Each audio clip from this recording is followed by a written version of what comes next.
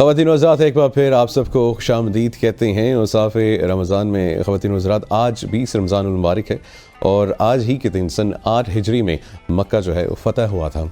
ہجرت کے دوران جب آپ صلی اللہ علیہ وآلہ وسلم اس مقام پر پہنچے جہاں سے مکہ کا راستہ الگ ہوتا تھا، تو آپ صلی اللہ علیہ وآلہ وسلم کو جو ہے بیت اللہ اور اپنے وطن سے جدائی کا احساس ہوا، اور اس وقت اللہ تعالیٰ نے یہ آیت نازل فرمائی۔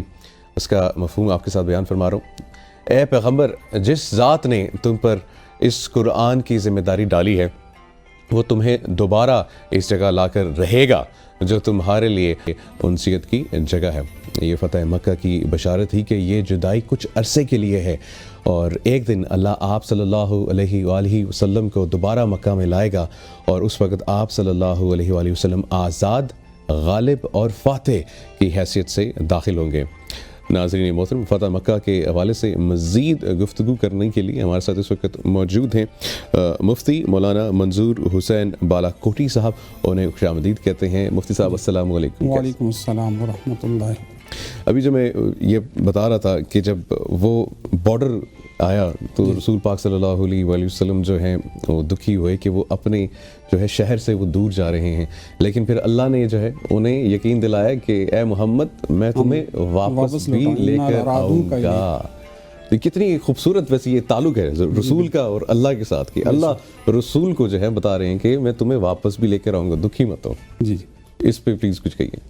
جی، بسم اللہ الرحمن الرحیم۔ سب سے پہلے تو آپ کا شکریہ آپ کے چینل کا کہ آپ نے اس ایک اہم موضوع کے اوپر گفتگو کا موقع فراہم فرمایا۔ دیکھیں، فتح مکہ جو ہے وہ نبی کریم صلی اللہ علیہ وسلم کی جو پوری 23 سالہ دور نبوت ہے، اس کے اندر اس کو ایک بہت بڑا ایک واضح مقام حاصل ہے۔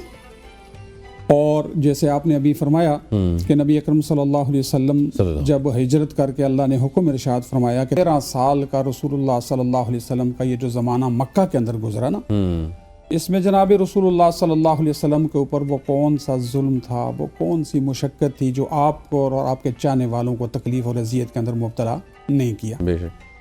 جب اللہ تعالیٰ نے حکم ارشاد فرمایا کہ اب آپ مکہ سے مدینہ کی طرف ہجرت کر جائیں، نبی اکرم صلی اللہ علیہ وسلم نے سیدنا ابو بکر صدیق رضی اللہ تعالیٰ عنہ کے ساتھ مکہ سے مدینہ کی طرف ہجرت شروع فرمائی۔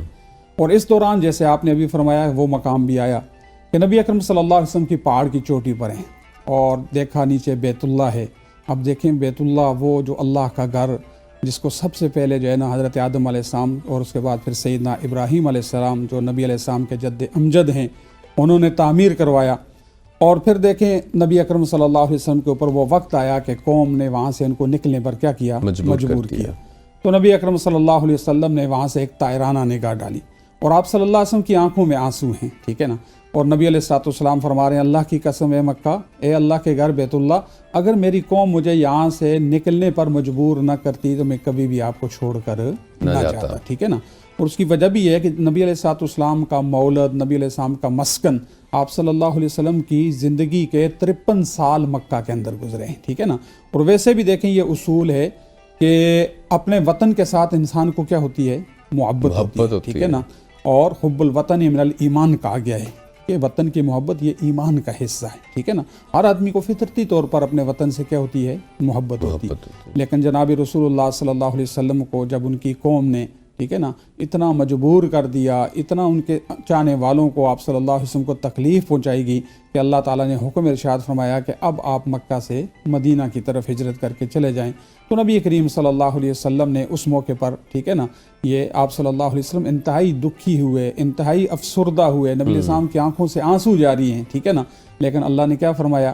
اے میرے حبیب، ہم آپ کو دوبارہ، ہاں جی، ہم آپ کو دوبارہ جو وہ کیا کریں گے؟ اس میں لے کر آئیں گے، اور انشاءاللہ فاتحانہ انداز میں لے کر آئیں گے۔ اور پھر ایسا ہی ہوا کہ 8 ہجری کے اندر جناب رسول اللہ صلی اللہ علیہ وسلم مکہ کے اندر جب فاتحانہ انداز میں کیا ہوتے ہیں؟ داخل ہوتے ہیں، ٹھیک ہے نا۔ اور اللہ تعالیٰ کی وہ مطلب ایک وعدہ جو اللہ تعالیٰ نے اس وقت فرمایا تھا رسول اللہ صلی اللہ علیہ وسلم، اللہ نے اس کو پورا فرمایا، اور وہ بھی کہ آپ غالب ہوں گے۔ اور دیکھیں نبی علیہ الصلوۃ والسلام جب یہ 20 رمضان کو، ٹھیک ہے نا، جب 8 ہجری میں آئے تو اس وقت نبی علیہ السلام مطلب 12,000 کا لشکر لے کر آئے. ایک وقت وہ تھا نا کہ جب رسول اللہ صلی اللہ علیہ وسلم یہاں سے نکلے تھے پہلی جنگ 313. جی تو صرف 313 تھے. غزوہ بدر کے موقع پر جو مطلب 1 ہجری کو ہوا تو صرف 313 صحابہ ہیں, ٹھیک ہے نا. اور ادھر تے مطلب ایک کفار کا ایک پورا لشکر جرار ہے جو ہر طرح کے کیل کانٹوں سے اسلحہ سے جو ہے وہ اسلحے سے لیس, اور یہاں تک کہ ان کفار کو اپنی فتح کا اتنا یقین تھا کہ وہ اپنے ساتھ مغنیاں گانے والی جو ہے نا ان کو لے کر آئے تھے کہ ہم جائیں گے بدر اور مسلمانوں سے فتح حاصل کریں گے اور وہاں پر جو ہے وہ ڈھول اور باجے اور وہاں پر جشن منائیں گے, ٹھیک ہے نا. اور یہ جو گانے والی ہیں یہ ہمیں جو ہے وہ کیا کریں گی, وہاں پر معزوز کریں گی, ٹھیک ہے نا. لیکن اللہ کی مرضی کچھ اور تھی, ٹھیک ہے نا. اور وہ بھی بڑا عجیب واقعہ ہے. دیکھیں اب ایک وقت وہ تھا کہ 313 نہتے مسلمان اور ساتھ کچھ بھی نہیں ہے, نہ اسلحہ ہے نہ ساز و سامان ہے, صرف ایک اللہ کی مدد اور نصرت ان کے ساتھ تھی. اور اللہ نے پھر وہ دن بھی دکھایا کہ 1,000 کا لشکر جرار کیسے اس نے شکست کھائی. 70 بڑے بڑے جو ان کے سرکردہ تھے وہ مارے گئے, 70 جو وہ کیا ہوتے ہیں گرفتار ہوتے ہیں. اور ایک وقت یہ تھا کہ دیکھیں مطلب فتح مکہ کے اوپر نبی کریم صلی اللہ علیہ وسلم کے ساتھ 12,000 کا لشکر جرار جو ہے وہ مدینہ میں داخل ہوا, ٹھیک ہے نا. اور اس کے جیسے روایت کے اندر آتا ہے نا کہ آپ صلی اللہ علیہ چونکہ ابو سفیان جو تھا, ٹھیک ہے نا, تو اس وقت وہ حضرت عباس رضی اللہ تعالیٰ عنہ نبی علیہ السلام کی بارگاہ میں ان کو لے کر گئے, ٹھیک ہے نا, کہ اور کہا کہ آپ ابو سفیان سے کہ آپ نبی علیہ السلام سے امان طلب کریں. تو نبی اکرم صلی اللہ علیہ وسلم نے ان کو امان دے دی. پھر نبی علیہ السلام نے اپنے چچا حضرت عباس رضی اللہ تعالیٰ عنہ سے فرمایا کہ ان کو پہاڑی کے اوپر لے کر کھڑے ہو جائیں تاکہ جو اسلامی لشکر آ رہے ہیں نا تو ان لشکروں کا اپنی آنکھوں سے مشاہدہ کریں, معائنہ کریں. تو حضرت سیدنا عباس رضی اللہ تعالیٰ عنہ اور ابو سفیان, ٹھیک ہے, اس وقت تو اسلام نہیں لائے تھے لیکن بعد میں وہ کیا اسلام لائے رضی اللہ تعالیٰ عنہ. تو انہوں نے جب اسلام کی وہ شان اور شوکت دیکھی نا کہ ایک قبیلہ آ رہا ہے, پوچھتے ہیں یہ کون سا قبیلہ ہے, فرماتے ہیں یہ فلاں قبیلے کا سردار ہے, اس کے ہاتھ میں جھنڈا ہے, کرتے کرتے آخر میں جناب رسول اللہ صلی اللہ علیہ وسلم تشریف لائے اور جس کے اندر حضرت سعد بن عبادہ رضی اللہ تعالیٰ عنہ, ٹھیک ہے نا, انصار کے اس دستے کے کیا تھے, امیر تھے, ٹھیک ہے نا.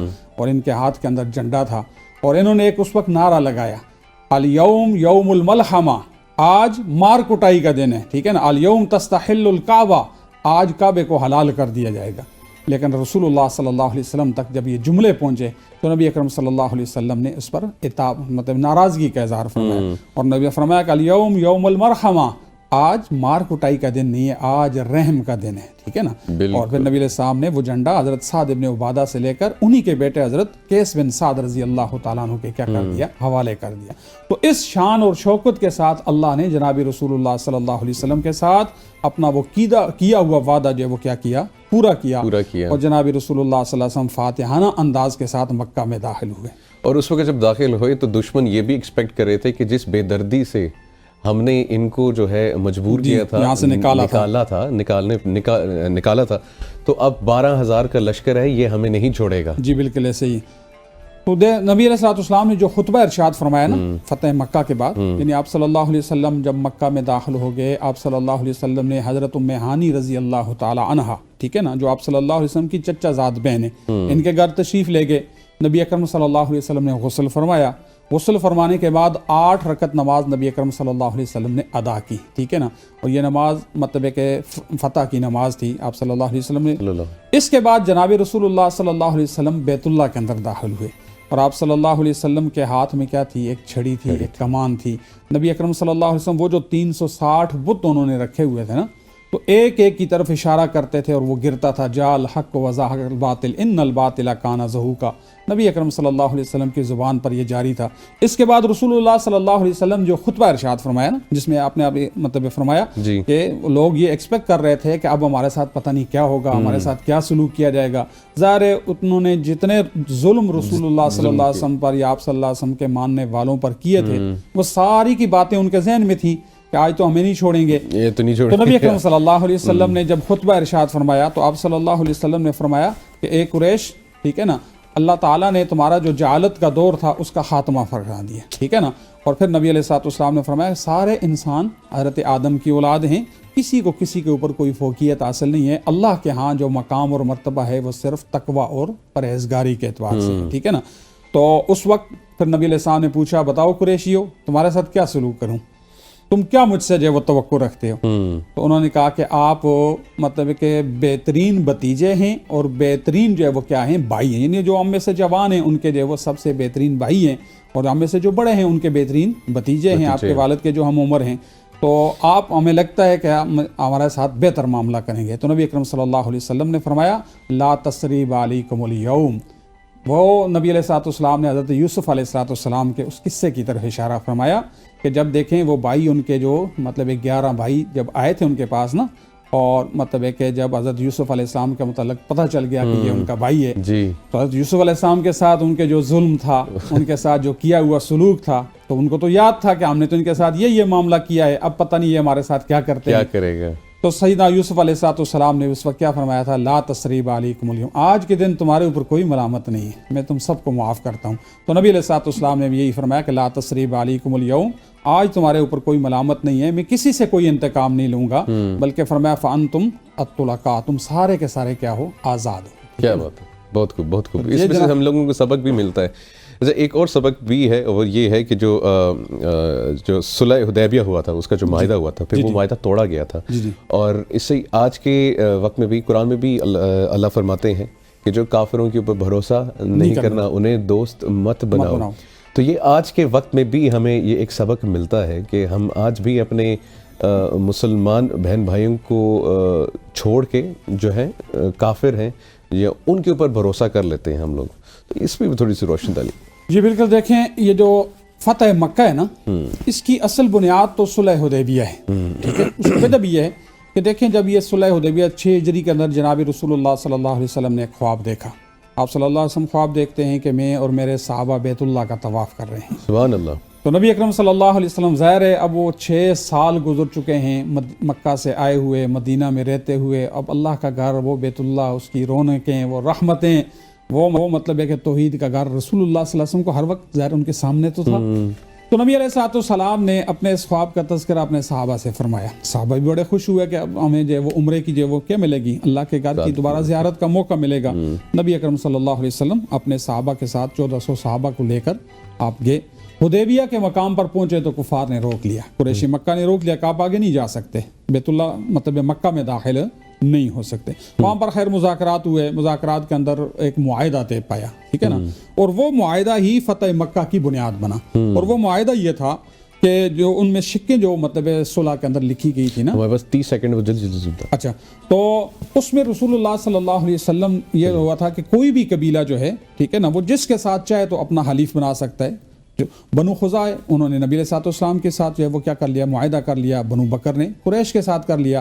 اب یہ جو بنو بکر تھے انہوں نے بنو خزاع پر حملہ کیا، ان کی پہلے سے لڑائیاں چلی آ رہی تھی، انہوں نے حملہ کیا اور قریش نے ان کی کیا کی، مدد کی، تو جس کی بنا پر جو ہے وہ معاہدہ کیا ہو گیا، ٹوٹ گیا، ٹھیک ہے نا۔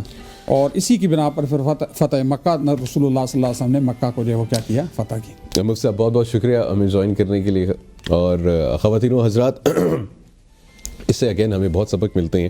اللہ پاک قرآن میں بھی فرماتا ہے کہ کفار سے دوستی نہ کرو، تعلقات اچھے رکھیں، جیسے کہ اللہ وہ بھی اللہ کے بندے ہیں، لیکن بھروسہ جو ہے وہ نہیں کرنا چاہیے ہم لوگوں کو۔